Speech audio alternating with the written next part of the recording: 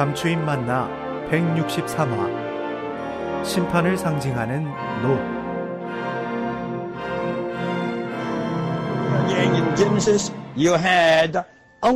창세기에는 오직 하나의 기둥이 있었습니다. 야곱에 의해 하나님의 집이라고 확실히 명명된 기둥입니다. 이제 창세기에 이어 열왕기상에 이릅니다. 열왕기상에 이르러서야 하나님의 성전이라고 처음으로 명명됩니다. 이 성전에서 가장 두드러진 것은 바로 이 두 기둥입니다.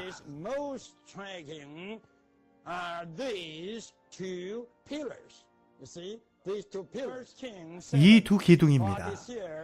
열왕기상 7장에 있는 것은 발전, 즉 첫 번째 발전이라고 말하고 싶습니다.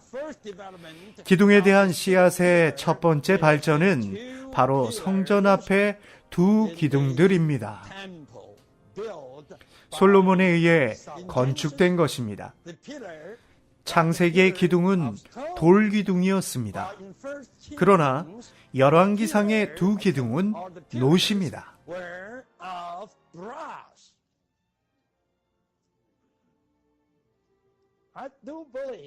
교회에서 우리가 돌을 말할 때 즉시 변화를 지칭함을 압니다.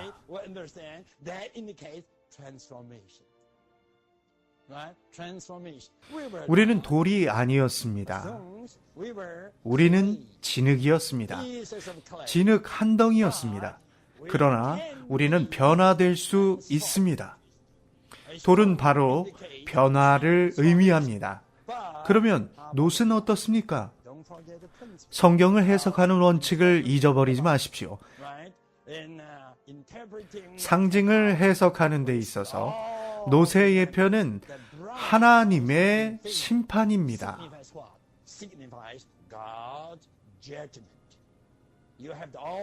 놋으로 덮인 제단은 바로 하나님의 심판을 의미합니다.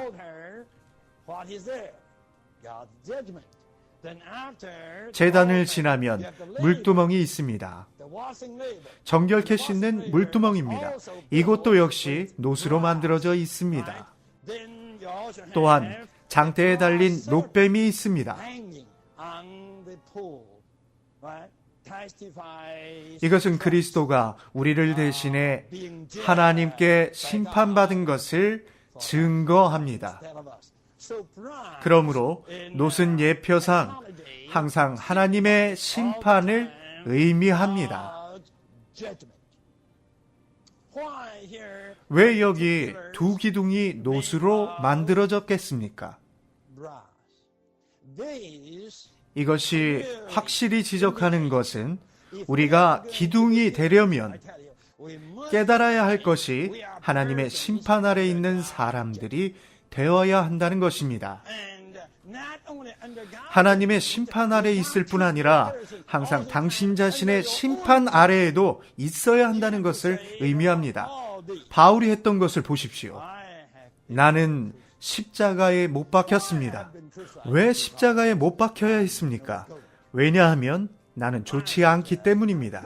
나는 다만 좋지 않을 뿐입니다. 나는 하나님의 경륜 안에서 어떤 것에도 쓸모가 없습니다. 나는 죽음에 처해지기에만 적합합니다. 우리는 죽기에만 적당합니다. 나는 십자가에 못 박혔습니다.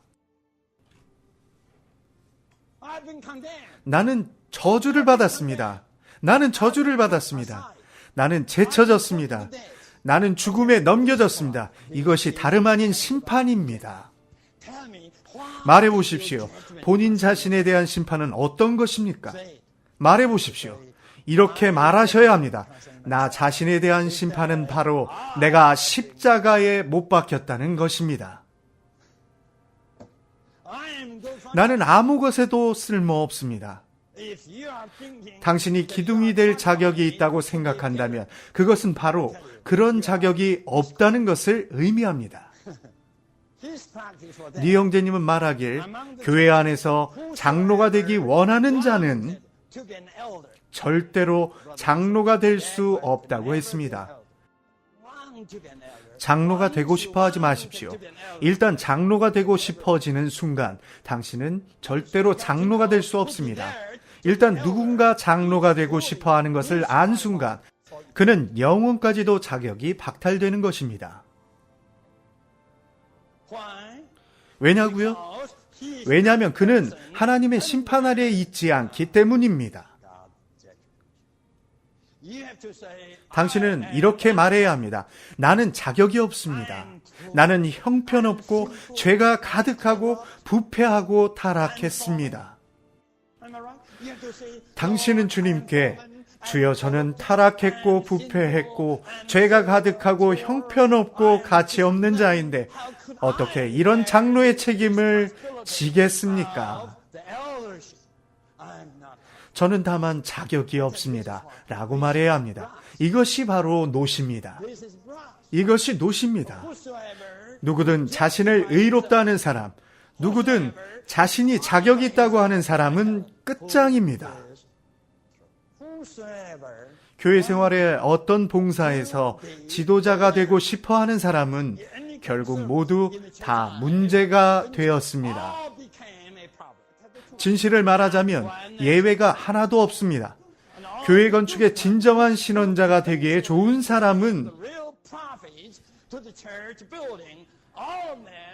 항상 아니요, 저는 자격이 없습니다 라고 하는 사람들입니다. 저는 자격이 없습니다. 저는 형편없습니다. 저의 기질은 나쁘고 저의 천연적인 생명은 좋지 않습니다. 이런 사람은 하나님의 심판 아래 있는 사람일 뿐 아니라 자신 스스로의 평가 아래 있는 사람입니다. 우리는 모두 스스로에 대한 깨달음이 있어야 합니다. 나는 죄로 가득하다. 나는 어리석다. 나는 부패했다. 나는 다만 형편없다. 주님이 택하시는 사람은 항상 자격이 없는 사람입니다.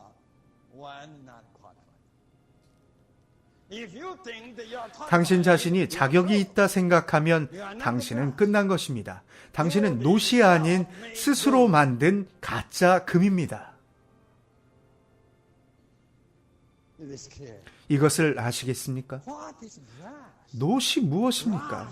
노는 항상 스스로의 심판 아래 있는 것입니다. 항상 하나님의 심판 아래 있는 것입니다. 저에 대해 말하지 마십시오. 제 안에는 금이 없습니다. 제 안에는 금이라곤 없습니다. 오늘 저녁 우리는 모두 이렇게 말해야 합니다. 여러분 안에 금의 성분을 가지고 있다고 생각되십니까? 저는 그렇게 믿지 않습니다. 만약 예라고 대답한다면 거짓말쟁이입니다. 제가 예라고 하면 저 또한 거짓말쟁이입니다. 우리는 모두 이렇게 말해야 합니다.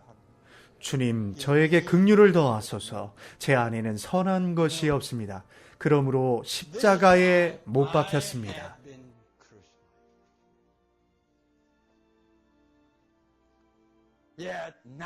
이제는 내가 아니요 그리스도께서 사십니다. 내가 아닙니다. 나는 좋지 않습니다. 나는 자격이 없습니다. 내가 아닙니다.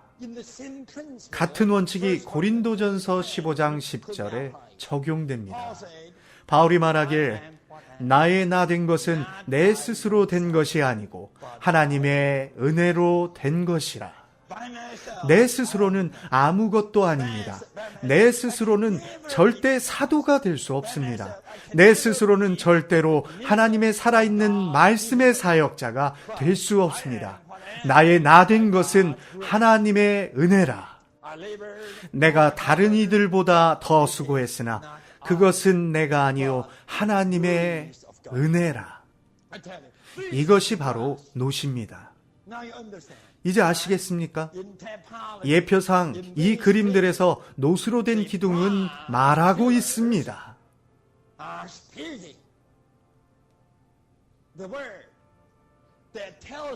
우리는 하나님의 심판 아래 있어야 함을 깨달으라고 말하고 있습니다.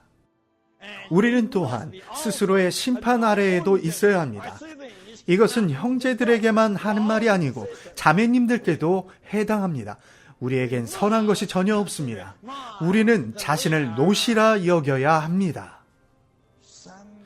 하나님에 의해 심판받은 어떤 사람들로 여겨야 합니다. 우리는 하나님의 심판 아래 있는 존재들입니다. 오늘날 어떤 장로도 이 심판 아래 있지 않다면 그는 좋은 장로가 될 수 없습니다.